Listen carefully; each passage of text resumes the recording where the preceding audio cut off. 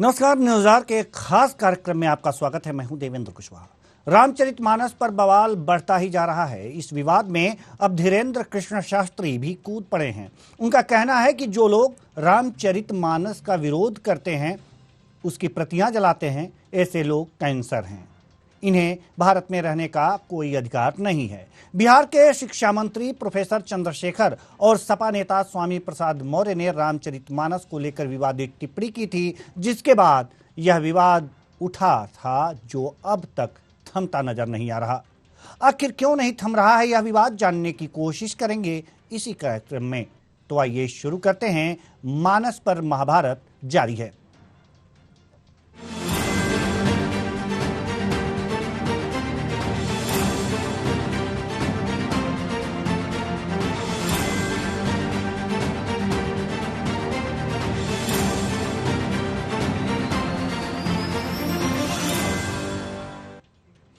बागेश्वर धाम के पीठाधीश्वर धीरेन्द्र कृष्ण शास्त्री उत्तर प्रदेश के प्रयागराज पहुंचे। इस दौरान उन्होंने रामचरितमानस का विरोध करने वाले और प्रतियां जलाने वालों पर निशाना साधा। धीरेन्द्र कृष्ण शास्त्री ने कहा कि रामचरितमानस का विरोध करने वाले लोग कैंसर हैं। इन्हें भारत में रहने का अधिकार नहीं है। धीरेन्द्र शास्त्री दरबार लगाते हैं। इस दौरान वे लोगों की समस्याओं को पर्चे में लिखकर बताते हैं। नागपुर की अंध श्रद्धा उन्मूलन समिति ने धीरेन्द्र शास्त्री पर अंधविश्वास फैलाने का आरोप लगाया था। इसके बाद से धीरेन्द्र शास्त्री देश भर में चर्चा में हैं। तो आज हम इसी मुद्दे पर चर्चा करेंगे कि आखिर अब लगातार रामचरितमानस पर जो विवाद उठा था वो बढ़ता ही जा रहा है, और इस विवाद में धीरेन्द्र शास्त्री बागेश्वर धाम के पीठाधीश्वर भी आ गए हैं। उनका कहना है कि जो लोग रामचरितमानस का विरोध कर रहे हैं, जो प्रतियां जला रहे हैं, वास्तव में वे कैंसर हैं। इन्हें भारत में रहने का कोई अधिकार नहीं है। भारत में रहने का अधिकार है या नहीं होना चाहिए, ये तो बाद की बात है, लेकिन किसी भी धार्मिक पुस्तक को जलाना, उस पर कमेंट करना वास्तव में किसी धर्म विशेष या वर्ग विशेष के आस्था पर ठेस पहुंचाना होता है, और यह हमारा संविधान इजाजत भी नहीं देता कि हम किसी धर्म के आस्था पर ठेस पहुंचाएं। हालांकि एक बात तो साफ है कि आपकी स्वतंत्रता वहीं खत्म हो जाती है जहां से हमारी नाक शुरू होती है। जहां हमारे नाक की बात आ जाएगी, आपकी स्वतंत्रता वहीं खत्म हो जाएगी। आपको कहने की आजादी है, लेकिन किसी को बेइज्जत करने और किसी भी धर्म के आस्था पर कुठाराघात करने का अधिकार आपको किसी ने नहीं दिया है। इसलिए जो आस्था रखते हैं सनातन धर्म या हिंदू धर्म में, जो आस्था रखते हैं, उनकी बात अलग है, वो रखें, और जिनको उसमें आस्था नहीं है वो स्वेच्छा से, हमारा संविधान इसकी भी इजाजत देता है कि वो स्वेच्छा से अपना धर्म परिवर्तन कर सकते हैं, किसी दूसरे धर्म में जा सकते हैं, किसी दूसरे धर्म के अनुयायी हो सकते हैं। इसमें कोई हस्तक्षेप नहीं होगा, बशर्ते कि उनकी अंतर आत्मा की आवाज यह कहती हो। और साथ ही साथ ये भी है कि अगर किसी बात को लेकर के ऐसी बातें आ रही हैं, इस तरह की बातें आ रही हैं, तो ऐसी बातें समाज में नहीं आनी चाहिए। सवाल यहां पर यह है कि आप स्वामी प्रसाद मौर्य ने ढोल गंवार शूद्र पर सुनारी, ये सब ताड़न के अधिकारी जैसे रामचरितमानस के चौपाई पर प्रश्न चिन्ह लगाया। उन्होंने कहा कि यह एक वर्ग विशेष, जाति विशेष और नारी विरोधी चौपाई है, इसे हटा देना चाहिए। लेकिन सवाल यहां पर यह है कि आखिर इस तरह की बातें समाज में क्यों आती हैं, इस पर हम चर्चा करेंगे। आज चर्चा के लिए हमारे साथ अश्विनी शाही, जो बीजेपी प्रवक्ता हैं, जुड़ चुके हैं। बहुत बहुत स्वागत है आपका हमारे इस कार्यक्रम में अश्विनी शाही जी। और हमारे साथ डॉक्टर सुधा मिश्रा भी जुड़ेंगी, जो कांग्रेस प्रवक्ता हैं। साथ ही साथ धर्मेंद्र शुक्ला, जो अध्यक्ष हैं राष्ट्रीय हिंदू वाहिनी संघ के, ये भी जुड़ने वाले हैं। और जैसे ही जुड़ेंगे चर्चा की शुरुआत करेंगे। लेकिन सवाल यहां पर यह है, अश्विनी शाही जी, आपसे चर्चा की शुरुआत करते हैं कि रामचरितमानस की चौपाई पर विवाद लगातार बढ़ता जा रहा है। साधु संतों ने यहां तक फरमान जारी कर दिया कि सरकलम कर दिया जाए, उनकी जीभ काट ली जाए, नाक काट लिया जाए, कान काट लिया जाए और इस पर इनाम घोषित कर दिया। अब सवाल यहां पर यह उठता है, इससे सवाल लेने से पहले हमारे जो एक और पैनलिस्ट धर्मेंद्र शुक्ला जी हमारे साथ जुड़ चुके हैं। बहुत बहुत स्वागत है आपका हमारे इस कार्यक्रम में। आप अध्यक्ष हैं राष्ट्रीय हिंदू वाहिनी संघ के। हम आपसे सवाल लेंगे, लेकिन अश्विनी शाही जी से हम सवाल लेना चाहेंगे पहले ही कि जो धीरेन्द्र शास्त्री जी ने प्रयागराज में माफ कीजिएगा, प्रयागराज में जो ऐलान किया है कि जो लोग रामचरितमानस की प्रतियां जलाते हैं, विरोध करते हैं, वो कैंसर हैं और उन्हें भारत में रहने का कोई अधिकार नहीं। इस बयान से आप कितने सहमत हैं? बीजेपी कितनी सहमत है? धीरेन्द्र शास्त्री जी ने क्या बयान दिया? अगर कैंसर कहा तो बीमारी कहा।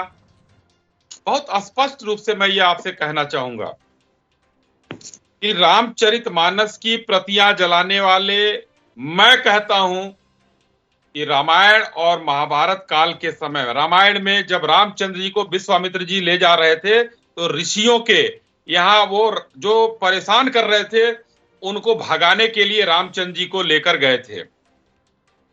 वही आसुरी काम ये लोग कर रहे हैं। तो उन्होंने कैंसर कह दिया तो बहुत छोटी चीज कहा, बहुत छोटी चीज कहा और बहुत बचा के शब्दों का प्रयोग किया उन्होंने।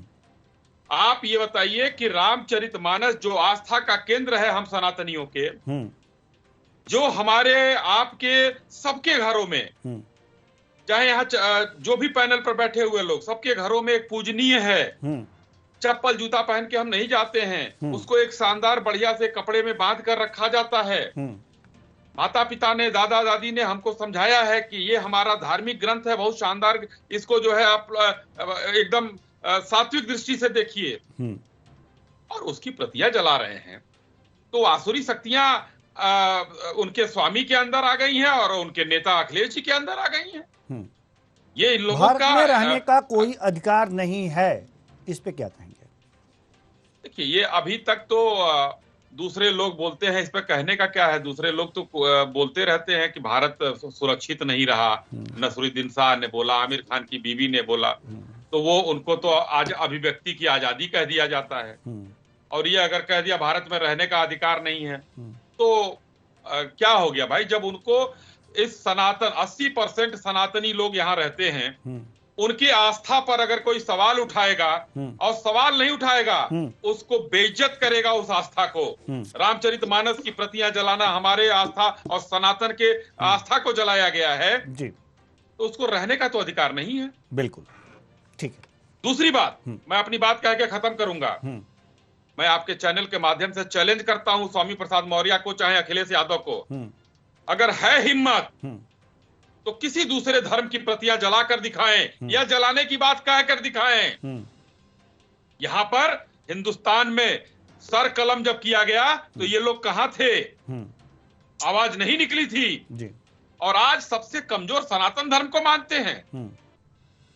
जिस दिन सनातन धर्म ठीक से जाग गया उस दिन ये लोग सही हो जाएंगे। आज ये सिर्फ कुछ नहीं, ये ओछी राजनीति कर रहे हैं। इनको राजनीति करने के लिए इससे गंदा विषय कोई नहीं मिल रहा है। जातियों को बांटो। अश्विनी शाही जी, क्या इस विरोध के पीछे, रामचरितमानस के विरोध के पीछे, प्रतियां जलाने के पीछे, क्या कोई राजनीति भी काम कर रही है?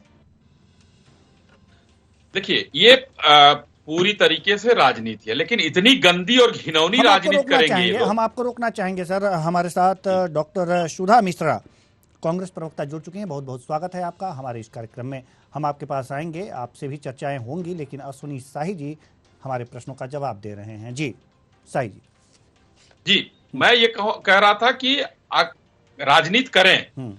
हम लोग यहाँ बैठे हुए हैं, सुधा बहन दूसरे दल की हैं, मैं दूसरे दल का हूं। हम लोगों के विचार अलग हो सकते हैं, लेकिन हम लोग इस तरीके की चीजों पर नहीं करेंगे कि इतना नीचे गिर जाइए।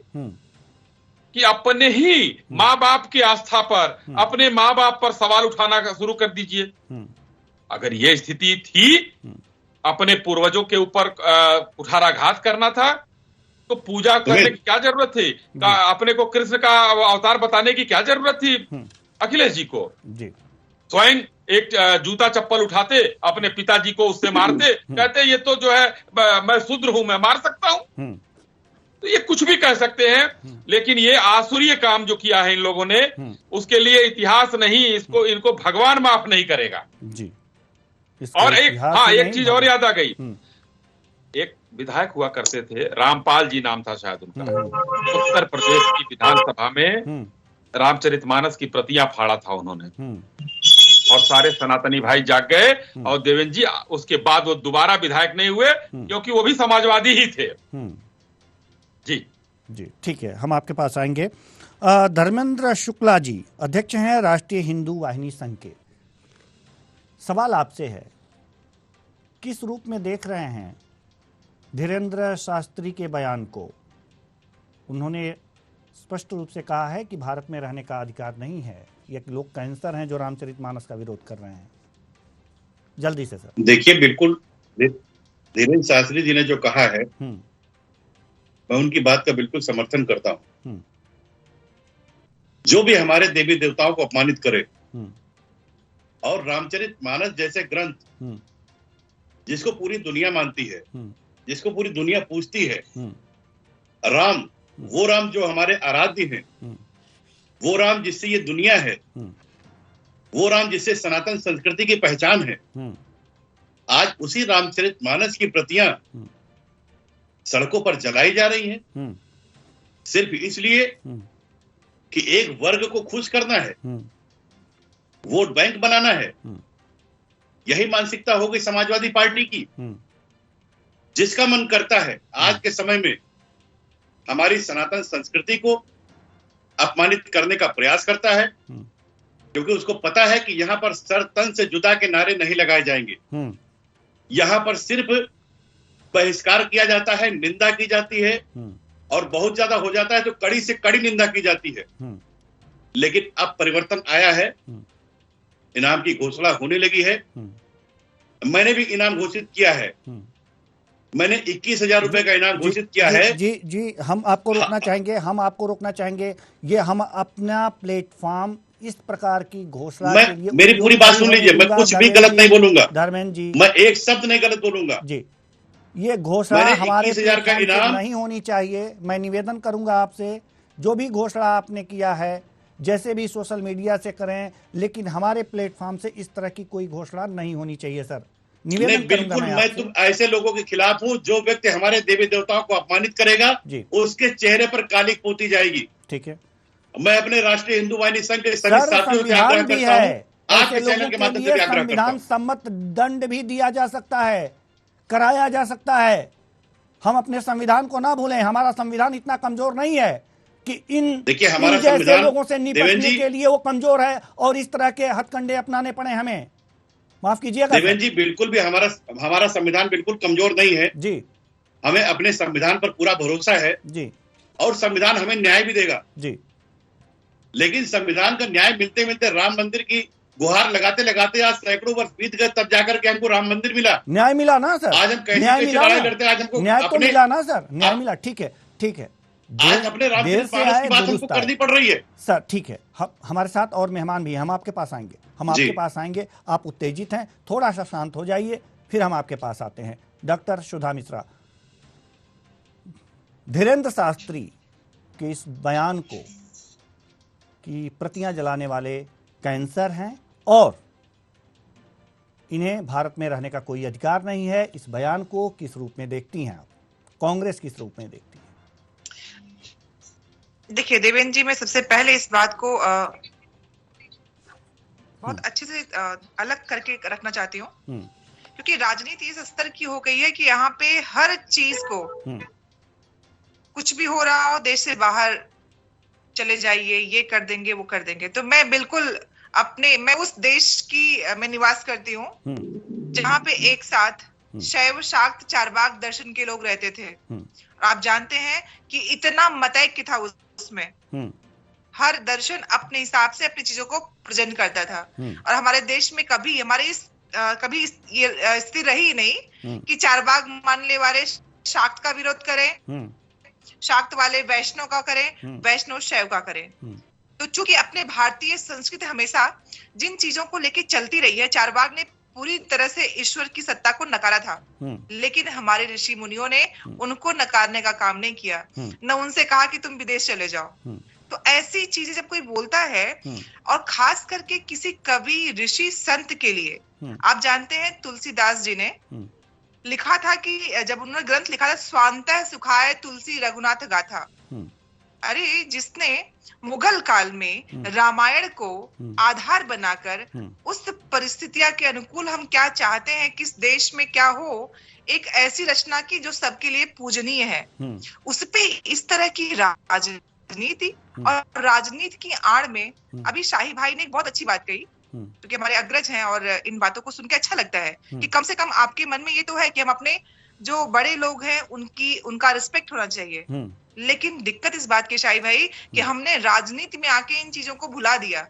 हम जब अपने देश में उन सरकारों के विफलताओं मतलब बोलने के लिए बोलते हैं कि नहीं क्या किया, हम आए तो किया, तो आपने एक दर्शन दिया है लोगों को कि अपने से बड़ों की रिस्पेक्ट करनी ही नहीं है। तो अब लोगों ने राजनीति में उसका हिस्सा बना लिया है। अब उनके पास सोचिए, हमारा देश पिछले 75 वर्षों में संविधान के साथ चलता है। क्या आपने कभी देखा है सनातन धर्म में किसी को जाति का सर्टिफिकेट देना पड़ा? नहीं, हमारा संविधान हमें जाति से, धर्म से वो ऑप्शन देता है कि आप बताइए। तो इसका मतलब संविधान की चीजों को आप मानने को तैयार नहीं है। आप जाइए सीधे कोर्ट में, आप बोलिए कि हम संविधान में दिए गए धर्म जाति के इन विभाजनों को नहीं मानते हैं। उसकी ये तरीका होगा क्योंकि आपके संविधान में दिया गया है ना, किसी भी धर्म में आपका जाति धर्म नहीं पूछा जाता है। या स्वतंत्रता प्राप्ति के पहले हमारा कोई ऐसा नहीं था कि हम धर्म से जाने जाते थे। तो जब जो चीजें हमें हर चीज संविधान से मिल रही हैं, उसका विरोध नहीं है, लेकिन राजनीति करने के लिए कि हम ऐसा कोई मुद्दा पकड़ ले और लोगों को भड़का के इस देश में ऐसी तक इसकी पैदा करे कि लोग बस गुस्से में हो और इसका बदला उसका बदला। ये राजनीति का जो गिरता हुआ स्तर है। आप जानते हैं राजनीति में अभिव्यक्ति की आजादी को शुचिता और सदाचार दो शब्दों में बात कही गई है कि हम अभिव्यक्त कैसे कर सकते हैं। उन दोनों शब्दों के मायने ही बदल गए हैं। राजनीति के गिरते हुए स्तर ने हर वो चीज लोगों को दे दिया है कि कुछ भी कर सकते हो, और उससे अपने आप को प्रसिद्ध करने के लिए। जी अश्विनी शाही जी, सुधा जी, देखिए अभिव्यक्ति की आजादी हमारा संविधान देता है और संवैधानिक हिसाब से हमको चलना चाहिए, लेकिन अभिव्यक्ति की स्वच्छंदता नहीं देता है। जो दोनों अभिव्यक्ति की आजादी देता है सुधा जी, अभिव्यक्ति की स्वच्छंदता में लोग जी रहे हैं इस समय। चाहे कभी भी देखिए वो कोई भी देश के खिलाफ कभी भी करते हैं, इसका मतलब राजनीतिक स्तर पे इन चीजों का अभाव हुआ है, इसीलिए लोग इसका फायदा उठा करके इन लोगों के नाम के आधार पर करने का प्रयास कर रहे हैं। सुधा जी, चर्चा यहाँ दूसरी है। राजनीति का स्तर गिरा है, एकदम स्पष्ट है, सामने दिखाई दे रहा है। अगर आज जो है बगैर रामचरितमानस के, बगैर बाइबिल के, बगैर कुरान के भी हम राजनीति कर सकते हैं, बिहार के मंत्री हो या उत्तर प्रदेश के मंत्री हो, यही होना ही चाहिए। ये धर्म की आड़ लेके करने वाले जो लोग हैं। सुधा जी सुन लीजिए, तो इनके बगैर चाहे बिहार के मंत्री हो या उत्तर प्रदेश के मंत्री, चलिए स्वामी प्रसाद मौर्य जी ने, हो सकता है वो अज्ञानी हो सकता है न उनके घर में ये सब आना जाता हो, लेकिन अखिलेश यादव जी उस बयान के बाद उसको डिटो कर रहे हैं। कह रहे कि उन्होंने कभी निंदा नहीं की और उन्होंने उनको राष्ट्रीय महासचिव बनाया। इसका मतलब कि आप उस बयान के पीछे खड़े हैं और आपकी मानसिक जो कलुषित मानसिकता है वो सबके सामने आ रही है। ठीक है, वो अपने आप को देवेंद्र जी कहते हैं कि मैं शूद्र हूं, लेकिन उनको ये नहीं पता है कि हिंदुस्तान में शूद्रों की ही पूजा होती है। हमारे अगर वर्ण व्यवस्था में ब्राह्मण, क्षत्रिय, वैश्य और शूद्र को बांटा गया है, तो ये ब्राह्मण कहा गया है, भुजाओं को क्षत्रिय कहा गया है, पेट को वैश्य कहा गया है और पैरों को शूद्र कहा गया है। सभी लोग पैर छूकर चरण स्पर्श करते हैं, तो हमारे यहाँ शूद्रों की पूजा होती है जी, ठीक है, ये भूल गए वो चीज को। ठीक है। और निहित एक ओछी राजनीति, ओछी मानसिकता में अपने नेताओं से बयान दिलवा रहे हैं। चलिए ये हम मानते हैं कि कम से कम आपने बयान दिलवा दिया। अश्विनी शाही जी, ठीक है, ये चर्चा सही दिशा में जा रही है, लेकिन एक सवाल हम आपसे जानना चाहते हैं कि अगर स्वामी प्रसाद मौर्य ने इस तरह की बातें कही हैं तो इसके पीछे की राजनीति क्या हो सकती है, क्या लगता है आपको? देखिए, इसके पीछे की एक ही राजनीति है। भारतीय जनता पार्टी ने एक नारा दिया, सबका साथ, सबका विकास, सबका विश्वास और सबका प्रयास। उसका प्रतिफल उत्तर प्रदेश की जनता ने और देश की जनता ने हमको 2-2 चुनाव लगातार जिता कर दिया। उत्तर प्रदेश में 37 साल का रिकॉर्ड हमने तोड़ा और भारतवर्ष में माननीय नरेंद्र मोदी जी के नेतृत्व में दोबारा सरकार। और जितनी सीटें हमको मिली उसमें एक वर्ग, एक जाति, एक धर्म का वोट नहीं मिला है। अगर कोई कहे कि अब हिंदू के वोट से हम जीत गए हैं तो इतना सीट नहीं मिलता, अब हिंदू में भी बांटना शुरू कर दिया लोगों ने। तो हमको 2014 में 24% दलितों का वोट मिला था, 2019 में 34% हो गया, ये हमको वोट मिला। तो सबका साथ सबका विकास का नारा चरितार्थ हो रहा है। यही मामला इन लोगों के अंदर अब घर कर गया। समाजवादी पार्टी जीतते जीतते कि बड़ा भव्य भीड़ हो रहा है, ये हो रहा है, जनता ने उनको किनारे कर दिया, योगी आदित्यनाथ जी को आगे दे दिया फिर से कि आप ही ध्वजवाहक है उत्तर प्रदेश के। ये है मानसिकता कि ये लोग किस तरीके से, क्योंकि राम के भक्तों पर गोली चलवाने वाले उनके पिता, चलिए ठीक है, हम आपके पास आएंगे, और उसका बखान करने वाले वो उनके पिता, उसी चीज को ये अगली पीढ़ी में बढ़ा रहे हैं आगे, ठीक है, कि राम का अपमान करना और उसके बाद हमको जो है तुष्टीकरण की राजनीति से हमको आगे बढ़ाना होगा। ठीक है सर, हम आपके पास आएंगे। धर्मेंद्र शुक्ला जी, हम आपके पास आते हैं, इसके बाद डॉक्टर सुधा मिश्रा जी के पास आएंगे। धर्मेंद्र शुक्ला जी, बात राजनीतिक दलों के राजनेताओं की हो रही है और एक राजनेता इस तरह का अगर जो बयान दे रहा है तो सोचना पड़ता है कि उसके पीछे का सच क्या है। क्या वास्तव में रामचरितमानस की चौपाइयों के लिए यह बयान दिया गया है? अगर दिया गया है तो इससे पहले क्यों नहीं दिया गया था? सवाल यहां पर यह है, क्या आपको ऐसा नहीं लगता कि बसपा से ये आए हुए बसपा से स्वामी प्रसाद मौर्य ने बीजेपी में एंट्री की, बीजेपी से अब सपा में गए हैं, इससे पीछे जब ये बसपा में थे तो एक वर्ग विशेष का विशेष वोट बैंक इनके साथ जुड़ा हुआ था। आज बीजेपी से होते हुए ये सपा की तरफ गए हैं तो क्यों सपा को ऐसा हो सकता है कि अगर इस चौपाई के माध्यम से इस बात को गर्म किया जाए तो उस विशेष वर्ग को, जो बसपा अब धीरे धीरे मृत प्राय हो रही है, वो वर्ग स्वामी प्रसाद मौर्य की वजह से यहां पर खिंचता चला है और उन्हें वोट का लाभ हो। क्या आपको ऐसा लगता है? देखिए देवेंद्र जी, जिस प्रकार का कृत्य स्वामी प्रसाद मौर्य जी ने किया है, ये उसी पार्टी से आते हैं जब इनके पार्टी ने नारा लगाया था, तिलक तराजू और तलवार इनको मारो जूते चार। ये कभी उसी पार्टी में हुआ करते थे। इसके बाद बीच में बीजेपी में कुछ दिनों के लिए आए, फिर अपनी विचारधारा, इनका कोई विचारधारा ही नहीं है। ये बिल्कुल भटके हुए हैं, इनको पता ही नहीं चल पा रहा है कि हम कहां पर स्टैंड है। इनकी नैया डूब रही थी और ये अपने आप को स्थापित करने के लिए इस प्रकार का बयान इन्होंने जानबूझ कर दिया है, और ऐसा बयान जिससे एक हिंदू समाज की भावना आहत हो, और ये जिसको खुश करना चाहते हैं उनको ये खुश करेंगे। समाजवादी पार्टी की शुरू से यही विचारधारा रही है।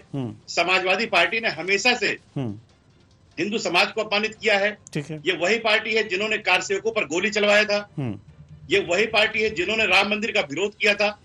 ये समय समय पर हमेशा से हिंदू समाज का विरोध करते आए हैं। सिर्फ एक व्यक्ति को खुश करने के लिए, एक वोट बैंक के लिए ये सिर्फ इस प्रकार का जानबूझ करके नाटक हो रहा है। जी ठीक है, किस प्रकार अपने आप को स्थापित किया जाए। जी ठीक है, अभी इनको 2024 का चुनाव दिख रहा होगा, नगर निकाय का चुनाव दिख रहा होगा, इनको लगता होगा कि इससे हमको कुछ फायदा हो सकता है।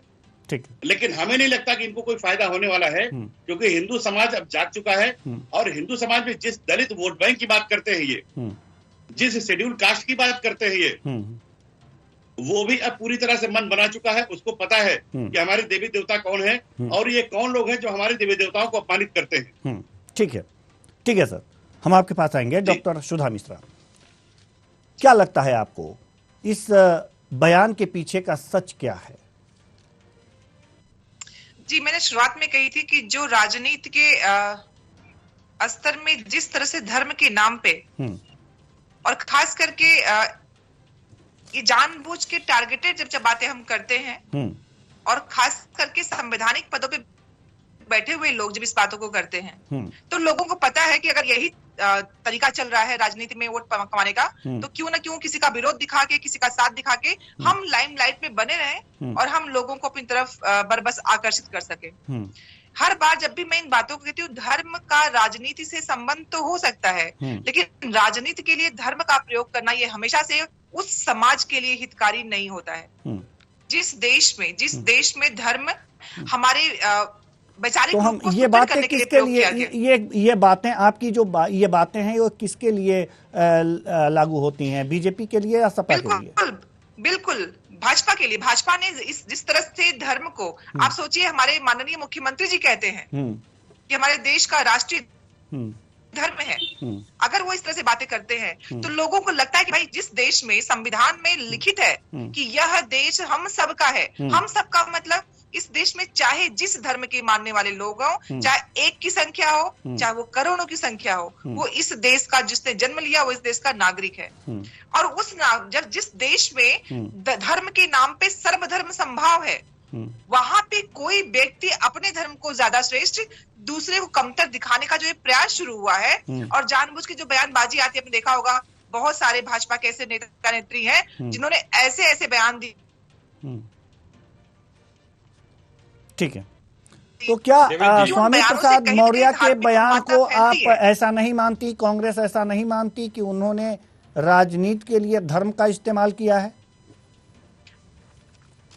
बिल्कुल, ये जो आजकल चल रहा है ना टूल, हम तो हमेशा कहते हैं कि किसी भी धर्म को लेके, क्योंकि कोई भी विधायक हो, कोई भी सांसद बनता है, आप जानते हैं किसी भी क्षेत्र में एक ही धर्म के लोग नहीं रहते हैं। इस देश में एक बूथ पे जीतने वाला व्यक्ति सभी धर्मों के मिले वोटों से जीतता है। तो क्या कारण है कि इस देश में धर्म को इस तरह उन्माद में लाके और उस बातों को जिसके लिए संविधान ने चीजों को तय कर रखा है, संविधान में कहीं भी नहीं लिखा है कि आप अपने धर्म का सम्मान करते करते दूसरों का अनादर कर सकते हो। ठीक है, वहां तो लिखा है ना कि आप अपने धर्म को मानिए, लेकिन दूसरे का धर्म खराब है, अच्छा है, जी, इसको कहने का हक संविधान तो नहीं देता है ना। जी बिल्कुल जी।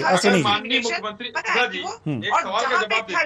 और जहाँ पे धर्म आपकी मालूम है कि धर्म हमारा आचरण है, भारतीय धर्म जी। व्यक्तिगत अश्विनी जी समय कम है, सुधा जी समय कम है, अश्विनी जी। देखिए, मैं सुधा जी ने अभी कहा कि दूसरे का अपमान नहीं करना चाहिए, मैं भी कह रहा हूँ अपमान नहीं करना चाहिए, लेकिन माननीय मुख्यमंत्री जी ने अगर कहा कि ये सनातन हमारा राष्ट्रीय धर्म है, इसमें किस धर्म का अपमान हो गया, जरा बता दीजिए। अरे कैसे, और एक लाइन और मनमोहन सिंह जी ने जब कहा कि यहाँ के देश के संसाधनों पर मुसलमानों का पहला हक है, बिल्कुल उन्होंने अपमान नहीं किया। हमारा देश, मैंने शुरुआत में कहा था कि हर दर्शन के लोग, हर धर्म के लोग यहाँ पे रहे हैं, कभी किसी का विचारधारा का नुकसान नहीं किया गया है। आप कैसे कह सकते हैं कि आपके उत्तर प्रदेश में और लोग नहीं है? इस धर्म का अपमान है ये कहना, जरा बताइए आपको आप। लेकिन दूसरे भी हैं, इसको भी स्वीकार कीजिए। सनातन कहना कि सनातन मेरा राष्ट्रीय धर्म है, हमारा है, हमारा धर्म सनातन है, मतलब क्या है? हम इसको राष्ट्रीय धर्म मानते हैं। होता है उसपे सभी धर्म के लोग उसमें आते हैं, ऐसे कैसे हो सकता है? यही वजह है कि राजनीति में धर्म का अपमान है, ये हमको बताइए आप ना।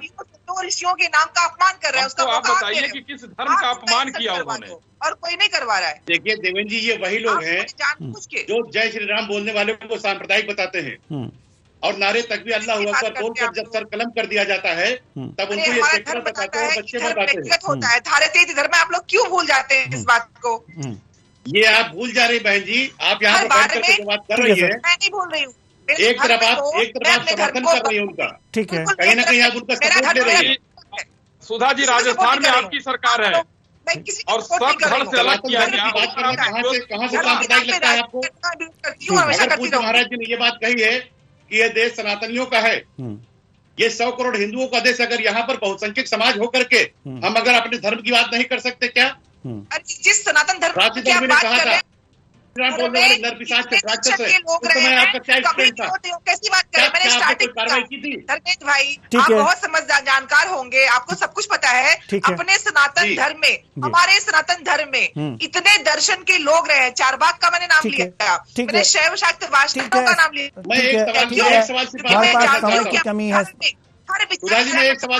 हमारे पास समय की कमी है मैडम, हमारे पास समय की कमी है, घड़ी की सुइयां इजाज़त नहीं देती कि हम इस चर्चा को और आगे बढ़ाएं। बहुत बहुत धन्यवाद तीनों मेहमानों का, आप आए और अपने अपने विचार साझा किए। तो कुल मिलाकर मानस पर महाभारत जारी है। कुछ लोग कहते हैं कि उनकी चौपाइयों में खामियां हैं। अब खामियां दिखाई दे रही हैं क्योंकि चुनाव नज़दीक है।